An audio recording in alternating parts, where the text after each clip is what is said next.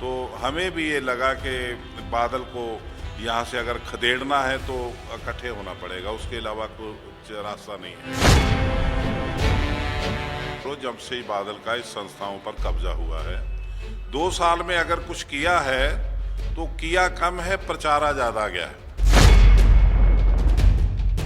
रहे हैं अगर उनमें से 2-4 को जेल से लाकर घर पहुंचा दिया सरसा जी ने, तो ये बहुत बड़ा परोपकार नहीं है। तो अच्छी बात है, कर दिया। लेकिन इसका मतलब ये नहीं कि उसको खजाने की चाबी दे दी जाए और लूट लो। तो वो बात वो बताए हमें सरसा कि ये पैसे का उजाड़ा क्यों हो रहा है। किसी को लेते हो जेल से, सम्मान करते हो, अच्छी बात है, लेकिन उसको अमृतसर छोड़ने जाते हो सारी प्रबंधक कमेटी के मेंबर, तो टिकट ले रहे हो जहाज की, तो पैसा पड़ रहा है गुरु की गोल के ऊपर। तो हम यहाँ तनख्वाह तो दे नहीं पा रहे टीचरों की। जो असली प्रधान है वो तो डम्मी है, तो मालिक है बादल या उसके रिश्तेदार। मैं ये बताऊं कि चौकीदारी करने के लिए हम खड़े होंगे, किसी को खाने नहीं देंगे, और जो गुरु की गोल का पैसा है जहां लगना चाहिए मिशन के अनुसार वो लगेगा। क्या वजह क्या है? चोर बैठा होगा कहीं दिखाई दे रहा हो तो उसको चोर ही कहेंगे, आप सिख नहीं कहेंगे, चोर ही कहेंगे। तो चोर ही है। सरसा जी कितने धार्मिक हैं, कितने वो सेवा भावना वाले हैं, ये इनकी बैकग्राउंड तो आप जान लो तो बता देंगे आपको। आप देख रहे हैं Navodaya Times Punjab Kesari TV. Delhi Sikh Gurdwara management committee के चुनाव का आगाज हो चुका है और इस बार जो है चुनाव बेहद खास है, क्योंकि लगातार 7 पार्टियों के आसपास जो है चुनाव में अंदर अपनी किस्मत आजमा रही है। अगर बात करें शिरोमणि अकाली दल दिल्ली और पंथक अकाली लहर, जो पूर्व जत्थेदार रंजीत सिंह जो अकाल तख्त साहिब के पूर्व जत्थेदार हैं, उनके बीच गठबंधन हो चुका है और करीब 8 सीटों पर जो है पूर्व जत्थेदार भाई रंजीत सिंह अपने जो सदस्य हैं उनको चुनाव लड़वाएंगे और वो खुद हमारे साथ मौजूद है। सर, पहली बार ये गठबंधन हुआ है, वजह क्या है इसकी? गठबंधन पहली दफा नहीं हुआ, ये सरना जी बताएंगे आपको पहले कितनी दफा हो चुका है। लेकिन वजह यही है कि गुरु घर का जो नुकसान हो रहा है, गुरु की गोल का, उसकी ज़मीनों का, जायदाद का, सिद्धांत का, तो उसके लिए केवल प्रकाश सिंह बादल उसका चारों तरफ जो घिरा हुआ माहौल है वो कर रहा है। उसको यहाँ से निकालने के सिवा सिख कौम के पास कुछ बचा नहीं।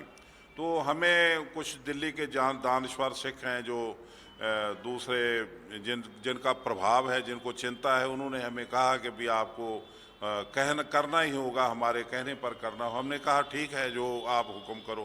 तो हमें भी ये लगा कि बादल को यहाँ से अगर खदेड़ना है तो इकट्ठे होना पड़ेगा, उसके अलावा कुछ रास्ता नहीं है। तो इसलिए ये मेन जो बात है वो बादल को इस संस्था से बाहर का रास्ता दिखाने के लिए हमने किया है। लेकिन अगर पिछले 2 साल के कार्यकालों की बात करें तो वो कह रहे हैं कि जिस तरीके से कोरोना काल आया उसमें दिल्ली कमेटी की सेवा, 100 बेड का डायलिसिस सेंटर, जिस तरीके से किसानी आंदोलन चल रहा है, किसानी आंदोलन में किस तरीके से सहायता की गई, और उसके बाद जिन लोगों को 26 जनवरी वाले हिंसा वाले कांड में दिल्ली पुलिस द्वारा जो जेल में डाल दिया गया था, उनको किस तरीके से बाहर निकाला जा रहा है, बहुत सारे काम जो है वो किए गए हैं। इसको लेकर क्या कहेंगे? 2 साल का पीड़ ना गिनो आप 50 साल का पीड़ गिनो जब से ही बादल का इस संस्थाओं पर कब्जा हुआ है। 2 साल में अगर कुछ किया है तो किया कम है, प्रचारा ज़्यादा गया है। और प्रचारने के ऊपर भी जितना सेवा के ऊपर पैसा नहीं खर्च हुआ, प्रचारने के ऊपर ज़्यादा खर्च हुआ है। तो ये स्टंट हैं, चुनावी स्टंट हैं।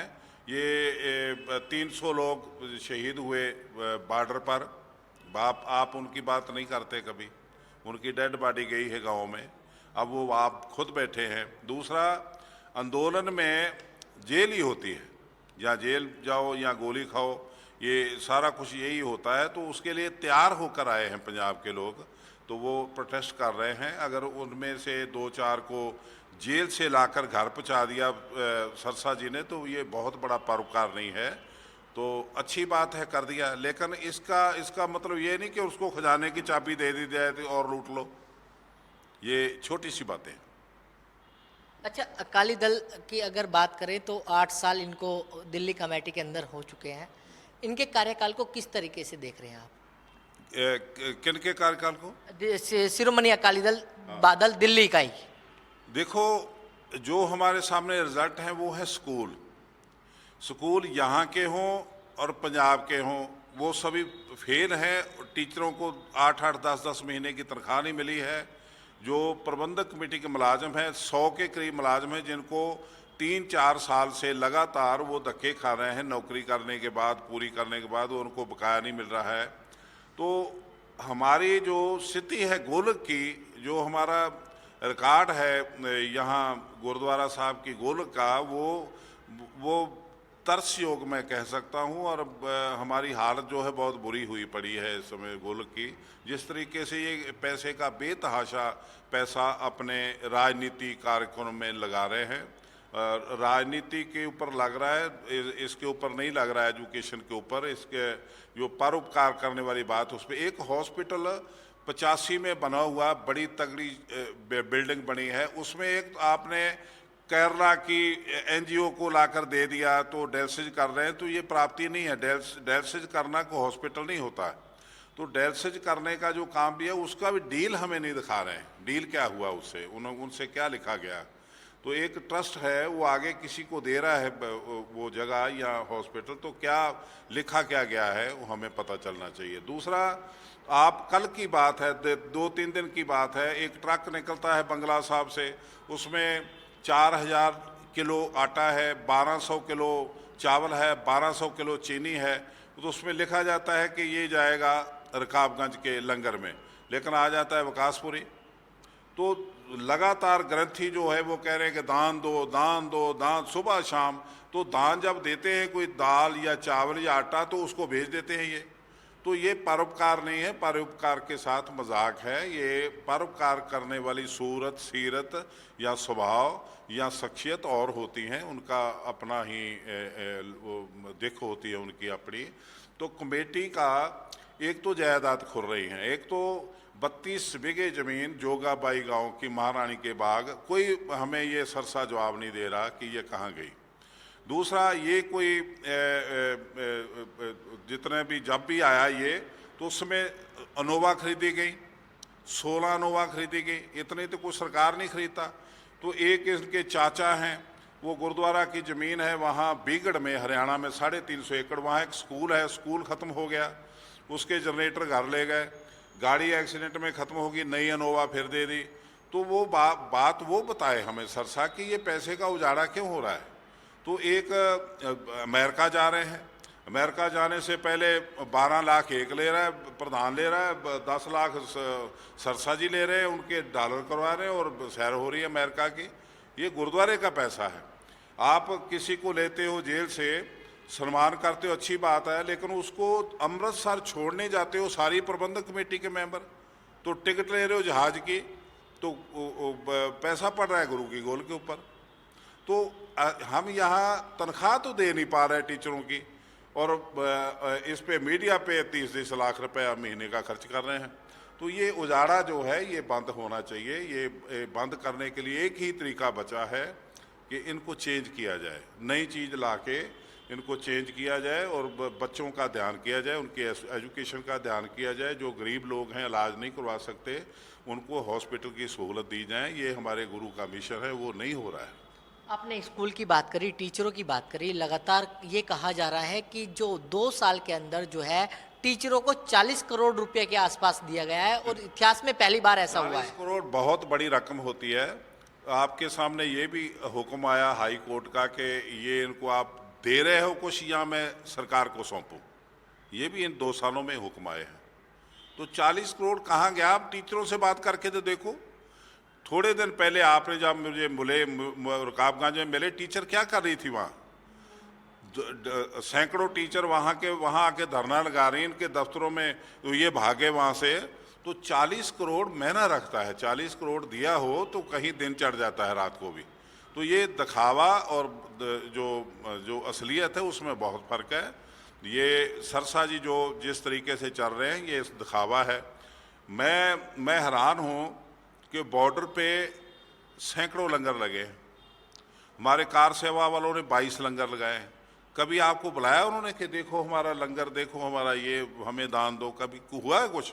तो इतनी बड़ी संस्था है, इतना लोग दान देते हैं, तो आप फिर सुबह से शाम तक मांगते जा रहे हैं। जो सामान आता है उसको आप बेच देते हैं। तो ये सेवा है या क्या है? तो एक प्रधान हो तो लंगर लेके जाए तो प्रेस वालों को पूछा आज मैंने ये सब्जी बनाई है, आज ये आप ये लंगर छको जी। अब तो ये कोई स्टैंडर्ड होता है आदमी का? प्रधान की एक पोस्ट होती है संस्था की, तो सेवा हो तो अपने आप प्रकट होती है, अपने आप प्रेस जाती है, अपने आप लोगों को लोग बताते हैं। तो ये हमदर्दी लेनी, जो सिंपैथी के साथ जुड़े हुए मुद्दे हैं उन पर हमदर्दी लेनी थोड़ी के देर के लिए तो अच्छा लगता है, लेकिन हमारी संस्था बर्बाद हो चुकी है, पंजाब की भी यहाँ की भी। पंजाब की संस्था के 37 ट्रस्ट हैं। जो असली प्रधान है वो तो डम्मी है, तो मालिक है बादल या उसके रिश्तेदार। तो पैसा गुरु का, जमीन गुरु की, तो संस्थाएं बनी तो मालिक ये लीडर हैं। तो ये जो घपले हो रहे हैं बहुत बड़े बड़े, जमीन गुरु की, पैसा गुरु का, मालिक लीडर बने हुए हैं, ये हमारी कौम को दीमक लगी हुई है। अच्छा सर, कितनी सीटों पर जो है अकाली दल दिल्ली से जो गठबंधन हुआ है आपका, कितनी सीटों पर गठबंधन हुआ? असल में गठबंधन जो है ना उसका मेरी निगाह में चाहे हमें एक सीट मिले चाहे मिल जाए 45, वो बात नहीं है। बात है कि वोट इकट्ठी कैसे होती है। तो वोट इकट्ठी करके हम अपने, चाहे उनके उम्मीदवार हों चाहे हमारे, हम 40 उम्मीदवारों को जताएंगे, घूम घूम के गलियों में बता बता के लोगों को जताएंगे उनको। ये सीटों का लेन देन खत्म हो गया, अब वो बात खत्म है। तो उसमें हमारे हों या उनके हों एक बात है। वैसे अगर बात करें कितनी सीटों पर आपकी जो पार्टी है वो चुनाव लड़ रही है? मेरे को लड़नी है 8 सीटों पर, एक सीट फ्रेंडली मैच है। तो बाकी सरना साहब किसी से करें गठजोड़ ना करें ये उनकी मर्जी है। अच्छा, इस बार जो है खास चुनाव इसलिए भी है क्योंकि मौजूदा जिस तरीके से शिरोमणि अकाली दल बादल दिल्ली इकाई और साथ में उनके सहयोगी रहे जो मंजीत सिंह जी के, जो जिन्होंने अभी हाल ही में नई पार्टी बनाई है जागो, वो भी इस बार चुनाव लड़ रहे हैं और 40 सीटों पर चुनाव लड़ रहे हैं। कितना चैलेंजिंग इस बार चुनाव मानते हैं आप? क्योंकि 2017 भी आपने देखा, 2013 भी देखा, इस बार कितना चैलेंजिंग चुनाव मान रहे हो? इस बार हमें सबसे आसान रहेगा, क्योंकि पिछली दफ़ा जीके और सरसा बादल कंपनी और भाजपा की सपोर्ट एक थी, अब वो दो जगह है। हम 2 जगह थे, हम 1 जगह आ गए, तो वो बहुत ज़मीन आसमान का फ़र्क पड़ गया है। यहाँ तो 1500 वोट टोटल का फ़र्क पड़े तो एक तरफ 28 सीटें होती हैं, एक तरफ 14 होती हैं। तो हमें यकीन है हम जीत रहे हैं, हम जीतेंगे तो चेंज लाएंगे, आपको दिखाएंगे और लोगों की सेवा करेंगे, जो सेवा लोगों के घरों तक दिखाई देगी। कैंपेनिंग शुरू कर दिया? हाँ बिल्कुल, कैंपेन तो मैंने कई दिनों से शुरू की है। अब कल का मैं जब आया हूँ तभी से मैं नुक्कड़ मीटिंगें कर रहा हूँ, घर घर जा रहा हूँ। तो हम मेहनत करेंगे पूरी, लोगों को बताएंगे, क्योंकि यहाँ एक प्रॉब्लम आई है, जो दिल्ली के लोग उकता गए हैं, इन लोगों से दुखी हो गए हैं। वो कह रहे हैं कि हम इससे हिस्सा नहीं लेंगे, वोट नहीं बनवा रहे, बनाई नहीं, पर जितनी बनी है वो पड़ जाए इसलिए हम कोशिश कर रहे हैं। क्योंकि परसेंटेज हमारी पिछली दफ़ा भी 36% पड़ी थी। तो इनकी सेवा तो यहीं से प्रकट होती है कि लोग क्यों पीछे हटते जा रहे हैं इस निज़ाम से। तो लोग तो 36% वोट डाल रहे हैं आपको, तो वो भी डाल रहे हैं कि जिस तरीके से आप वोट लेते हो आपको पता है, पॉलिटिकल पार्टियां पीछे होती हैं, लेकिन आम सिख वोट में हिस्सा ले। हम जब दूसरे इलेक्शन में 80% वोट डालते हैं तो इसमें 36% क्यों हो? तो ये बात साबित करती है कि ये जो हमारे लोग आगे लगे हुए हैं, ये किसी न किसी रूप में दिखावा और है, काम और है। जो गुरु का धन है, जो गुरु की गोल्क है, वो उस मिशन पे नहीं लग रही जिसके लिए वो बनी है। गरीब बच्चों की एजुकेशन का ध्यान तो रखना दूर, जो फीस लेके स्कूल चल रहे हैं अच्छे खासे। मैं आपको पूछ रहा हूँ कि कभी आर्या समाजियों का, कभी क्रिश्चियन भाइयों का स्कूल ऐसे बर्बाद हुआ है जैसे हमारे हुए हैं, जैसे हर किसी सोसाइटी बर्बाद हुई है? जैसे इंडिया गेट जैसी ब्रांच सड़क पे आके बैठी है। तो ये हमारे लीडरों की देन है। मैं एक और भी जो देखने में आया, कई सालों से देख रहा हूँ कि जो ज़मीन है गुरु घर की, कोर्ट तो ऑर्डर कर रहा है तो वापस दी जाए, गुरुद्वारे की ज़मीन है, लेकिन जो प्रेसिडेंट है वो नहीं बोलता। तो ये जो नुकसान हो रहा है गुरु घर का, वो बहुत बड़े पैमाने पे हो रहा है। तो हमारी एक ही इच्छा है कि हम इसमें चेंज लाएं। अच्छे लोग जो हैं हमारे, बहुत बड़े बड़े ऑफिसर रिटायर होकर हमें सहयोग देने को तैयार हैं। जो अध्यक्ष हो या सेक्रेटरी हो या कमेटी हो, उनकी सहायता ले। जनता के बीच में जा रहे हैं, मुद्दे क्या रख रहे हैं आखिर आप? मुद्दे यही हैं कि एक तो जो गुरु की गोल्क का पैसा है गरीब बच्चों की एजुकेशन पे लगे। एक हमारे समाज में कोई गरीब है, गरीब औरत है, उसका कोई सहारा नहीं है, तो उसको इज्जत से उसका राशन लगाया जाए, हर महीने उसको घर पे मिले। ये नहीं कि 300 रुपये की पर्ची ले जाओ, वो पर्ची भी मेंबर खा जाता है।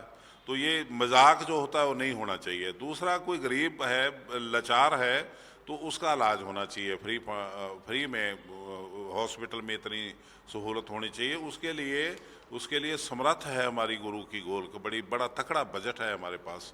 तो उस तरफ हमारा कोई ध्यान नहीं है। अब देखो ना, एक महीने के अंदर डेल्सज मशीन आ गई, पुरानी सेकंड हैंड मशीन है, जिनसे आपने उनको लगाया है, जिन लोगों को, उनसे क्या आपकी डील हुई है वो हमें दिखा नहीं रहे हैं। आप सराय में चले जाओ तो उसमें सराय में हयात होटल का कबाड़ जितना भरा हुआ गंद, गद्दों का, टेलीविज़न पुराने शटर वाले, फ्रिजें छोटी छोटी, तो कुर्सियां मेज पुराने जितने भी, और कौड़ी के बहा लेके करोड़ों रुपए का बिल्डिंग डाल के आप ले रहे हो। अभी पंजाब में नई बात जो है वो सामने आई है, एक सोलर सिस्टम लगाना है, तो उसको 3 करोड़ 80 लाख रुपए का टेंडर दे रहे हैं, तो उससे लिया नहीं, तो 8 करोड़ का टेंडर पास हो रहा है। तो ये घपले जो हैं ये नहीं होने चाहिए, हम नहीं होने देंगे। हम तो इस सिलेक्शन में के बाद आपको मैं ये बताऊं कि चौकीदारी करने के लिए हम खड़े होंगे, किसी को खाने नहीं देंगे। और जो गुरु की गोल्क का पैसा है, जहां लगना चाहिए मिशन के अनुसार वो लगेगा। अच्छा सर, मैं एक चीज़ और जानना चाहता हूँ कि आप जो सिखों का सर्वोच्च श्री अकाल तख्त साहिब जो है, उसके जत्थेदार भी रहे हैं आप, उस पद पर भी आपने अपनी सेवाएं दी हैं। आज की तारीख में सिखों को बड़ी ऊंची नज़र से देखा जाता था, सिखों को ईमानदारी के लिए जाना जाता था, लेकिन जिस तरीके से सिख और एक दूसरे का जिस तरीके से आरोप लगा रहा है कि चोर, ऐसे नहीं लगता कि जो सिखों की जो लोगों के अंदर एक भावनाएं हैं वो घट रही है? मैं आपको प्रूफ दिया है मैंने कि एक ऐसी संस्था जहां लोग अपनी मर्जी से पैसा डालते हैं, बच्चा जाता है वो भी डालता है, बुजुर्ग जाता है वो भी डालता है, जवान भी डालता है, तो श्रद्धा से डालता है। तो उससे मुंह मुड़े उसकी वोटिंग करने के लिए 36% वोट बाहर ना आए, तो इसका मतलब है कि वहाँ चोर बैठे हुए हैं, वहाँ करप्ट लोग बैठे हुए हैं।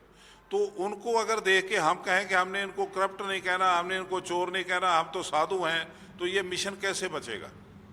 मेरी ये जिम्मेवारी है। मैंने 40 साल इस फील्ड में लगाया है, मैंने कभी लालच नहीं किया किसी एमएलए। सर, अगर बात करें, सिखों को अपनी ईमानदारी के लिए जाना जाता था, और साथ ही साथ जहाँ कोई आपदा आ जाए वहाँ पर जो है सहायता के लिए जाना जाता था, लेकिन आजकल जिस तरीके से जो एक सिख दूसरे सिख पर आरोप लगाता है, क्या नहीं लगता कि समाज के अंदर उनकी जो साख है वो गिर रही है? ये दिखाई दे रहा है। आज भी आप देखेंगे तो कभी आपदा आती है सीरिया में या दूसरे देशों में, तो सिख वहाँ खाना या फर्स्ट एड देते हैं, तो वो सेवा भावना है। वो दिखाई देता है कि वो टका लोगों से इकट्ठा करके तो अपना काम करते हैं। तो हमारे कार सेवा वाले महापुरुष हैं, बाबे हैं, ये भी जैसे आंदोलन चला उसमें 22 लंगर लगाए हैं उन्होंने, तो उस टाइम से लेके आज तक चल रहे हैं, तो उसमें कभी कोई कमी नहीं आई, उसने कहीं कुछ मांगा नहीं। तो ये उनको किसी ने चोर भी नहीं कहा, उसको किसी ने बुरा भी नहीं कहा, बल्कि सपोर्ट मिल रही है। तो एक ये जो जहां आप बात लाना चाहते हैं वो प्रबंधक कमेटी है जो काम बहुत कम कर रही है, दिखावा बहुत ज़्यादा कर रही है। अगर आंदोलन नहीं होता तो फिर 2 सालों की ये कमाई क्या थी? यही थी जो हमारे को दिखाई दे रही है प्रबंधक कमेटी की। मान लीजिए आंदोलन नहीं होता, दिल्ली में लोग नहीं आते लाखों, या 26 जनवरी को कुछ लोग नहीं पकड़े जाते, तो फिर क्या सेवा थी इसके पास सरसे के? सरसा को इसलिए प्रेसिडेंट बनाया कि कोई आंदोलन होगा तो उसमें आप लंगर बांट आएंगे। लंगर कितने दिन चलाया, और जितना लंगर चलाया उसके बाद मांगा कितना आपने, तो वो पैसे लेके बेचा कितना आपने, ये बताओ आप। तो जब ऐसा कुछ देखता है तो लोगों को तकलीफ होती है, जिनको तकलीफ होती है वो ऐसी बातें करते हैं, और वे ये बातें ऐसे होनी स्वभाव का है। इसमें मुझे नहीं लगता कि इनको छुपाना चाहिए, इनको दबाना चाहिए। अगर दबा लिया तो चेंज नहीं होगा। क्या एक दूसरे को नीचा दिखाने की भी जो है वो रियावत चल रही है? नहीं, नीचा तो देखो ना, झूठों से कहा कि सच बोलो। जब झूठा झूठ से कहेगा कि सच बोलो तो वो लगेगा, अचंभा लगेगा। तो असलियत में कोई झूठा होता है।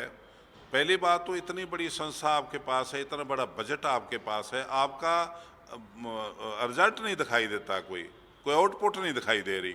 जो हमारे इतना पुराना हॉस्पिटल 85 में 28 करोड़ लगा के बिल्डिंग बनाई, वो वहाँ तो आप कान ने आलने डाले हुए हैं, घोंसले डाले हुए हैं। तो एनजीओ एक कमरे में लगा के जी एनजीओ बना दिया, एनजीओ बना दिया, ये कोई बात है?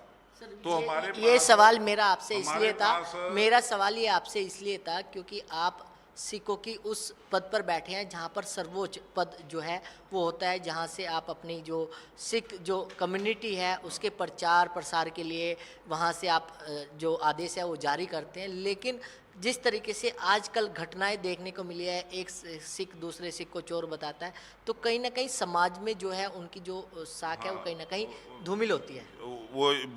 मैं आपके साथ सहमत हूँ, कौम को नीचा देखना पड़ता है, लेकिन ये आपको करना ही पड़ेगा। अगर आप नहीं करते तो कौम का नुकसान बहुत है। क्या बदलाव की आवश्यकता है? बदलाव की बिल्कुल। देखो, एक खड़ा पानी 100 साल से एक पानी खड़ा कर दो, बदबू मारने लग जाता है। 100 साल से सरसा जब ये कहते हैं कि 2 साल से मैंने जय जयकार की है, बाकी साल कहाँ गए? सिर्फ 2 साल से बैठे हैं यहाँ। ये बादल यहाँ 2 साल से बैठा है, सरसा यहाँ 2 साल से राज कर रहा है, कमेटी 2 साल पहले चुनी गई है। पहले के थाल कहाँ गए? उसको किसने लूटा? वो गोल कहाँ गई? वो ज़मीन कहाँ गई? वो स्कूल कहाँ गए? तो ये सिर्फ ये नहीं कि एक आप लंगर लगा के या दिखावा करके या किसी बच्चे को सरोपा डाल के तो जगह जगह दिखाते फिरो, और हवाई जहाज़ की टिकट गुरु की गोलक से लेकर अमृतसर की सैर करो, उसको अमृतसर छोड़ने जा रहे हैं। तो जेल तो हमने भी देखी, हम भी जेल से आए हैं, हमें भी कोई लेके आया है। तो ये बिल्कुल अलग से जो बात होती है तो लोग उंगली उठाते हैं। क्या वजह क्या है? चोर बैठा होगा कहीं दिखाई दे रहा हो तो उसको चोर ही कहेंगे, आप सिख नहीं कहेंगे, चोर ही कहेंगे। तो चोर ही है। तो उसमें ये जो जब भी किसी आदमी का आप कुछ जानकारी लेना चाहते हैं तो उसका बायोडाटा ले लो, उसकी बैकग्राउंड जान लो, आधा मसला हल हो जाता है अपने आप। सरसा जी कितने धार्मिक हैं, कितने वो सेवा भावना वाले हैं, ये इनकी बैकग्राउंड तो आप जान लो तो बता देंगे आपको। तो मैं जो बड़े अध्यक्ष देखे हैं यहाँ दिल्ली में, मैं सन 75 से देख रहा हूँ जब से कमेटी होंद में आई है। तो अध्यक्ष थे जिनका सेवा करने की भावना को मैंने देखा। अपनी कार इस्तेमाल की, पेट्रोल अपना इस्तेमाल किया, एक ड्राइवर लिया तो उसकी पर्ची कटाई। तो कभी स्टाफ के पास एक गाड़ी होती थी, जिसने जाना वो लेके जाए। अब एक एक व्यक्ति है, एक एक चेयरमैन है, एक एक अध्यक्ष पद के नीचे जो जितने पद हैं उनके पास, हर एक के पास कार, हर एक के पास ड्राइवर, हर एक के पास सेवादार। आफ्टर ऑल ये कोई मिनिस्ट्री है सरकार की। तो मैं ये जो कुछ भी देख रहा हूँ, हमारे गिरावट बहुत आती जा रही है। लोग जो कुछ भी कह रहे हैं वो ठीक कह रहे हैं, तो उसमें चेंज लाना पड़ेगा। उसमें आँच आती है जब हम किसी से उलझेंगे या किसी करप्ट को बाहर निकालेंगे तो हम पर आरोप लगेंगे, कई बातें होंगी। लेकिन अगर हम उनसे डर जाएं तो ये मिशन खत्म हो जाएगा, इस मिशन का बचेगा नहीं कुछ भी। सर, इस साख को बचाने के लिए क्या कदम उठाने की जरूरत है और किस तरीके से आप उसमें अपना योगदान देंगे? अच्छे आदमी, अच्छे जो प्रबंधक कमेटी के मेंबर आए तो उनका अध्यक्ष ठीक हो, अध्यक्ष के ऊपर प्रबंधक कमेटी के मेंबरों की निगाह हो, ये काम क्यों हो रहा है, कैसे कर रहे हैं आप, हमसे पूछा नहीं, एग्जेक्टिव की परमिशन नहीं ली, ये सब बातें मेंबरों के ऊपर डिपेंडेंट है। मेंबर, हम सोचते हैं कि अच्छे किस्म के मेंबर जाएं जो उनका हाथ पकड़ सकें कि आप गलत कर रहे हो। तो एक सहूलत ले ले के या पैसे ले ले के मेंबर एक आत्मा बेच दे अपनी, हम चाहते हैं कि ये ना तो सिक्की में प्रमाण हुआ है ना होगा। हम चाहते हैं कि जितनी जल्दी हो सके ये चेंज आए, तो इस चेंज के बाद जो हकदार हैं इस सहूलत के, उनको ये सेवा मिले, यात्रु आता है उसको ठीक लंगर मिले, साफ़ सुथरा वो लंगर मिले, रहने के लिए कमरा मिले, तो कमरों का होटल से ज़्यादा रेंट ना हो। 1200 रुपया रेंट तो अच्छा खासा जो वो कम्प्लेक्स है पंजाब भवन है उसमें नहीं है, तो सराय का यहाँ 1200 रुपया रेंट देना पड़ता है। अब आप डायलिसिस का इलाज तो फ्री करवा रहे हैं, लेकिन कमरा यात्रु को देते हैं तो 1200 रुपया ले रहे हैं, 1250 रुपये, क्या मतलब है? तो ये दिखाने के दांत और हैं, खाने के और हैं। दुनिया को बेवकूफ़ बना के ज़्यादा देर तक बात नहीं चलती। तो बिल्कुल ये थे भाई रणजीत सिंह जी, जिन्होंने शिरोमणि अकाली दल दिल्ली के साथ गठबंधन किया और आने वाले चुनाव में अपनी जो भागीदारी है वो निभा रहे हैं। दिल्ली से कमल कुमार कंसल, नवोदय टाइम्स, पंजाब केसरी टीवी।